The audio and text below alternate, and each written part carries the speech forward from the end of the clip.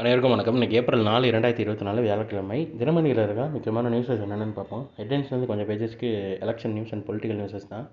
So டேரெக்டாக இன்றைக்கான திருக்குறள் என்னன்றதை பார்த்துருவோம். ஆழ கொண்ட எல்லாம் ஆழப்போம் இழப்பினும் பிற்பயக்கும் நற்பாலவை பிறர் வருந்துமாறு செய்து பெற்ற பொருள் எல்லாம் பெற்றவன் வருந்துமாறு செய்து போய்விடும். நல்வழியில் வந்தவை இழக்கப்பட்டாலும் பிறகு பயன் தரும்னு வினை தூய்மை அப்படின்ற அதிகாரத்தில் திருவள்ளுவர் சொல்லியிருக்காரு.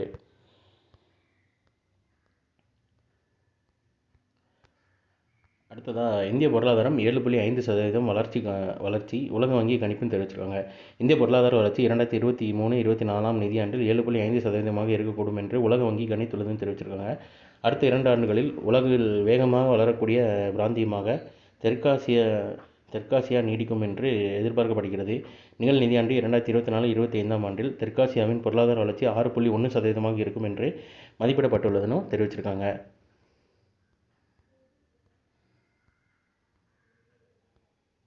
அடுத்ததாக சிவிஜில் செயலில் இதுவரை 1694 புகார்கள் தெரிவிச்சிருக்காங்க. கரூர் முதலிடம். 2 மாவட்டங்களில் புகார்களே இல்லை.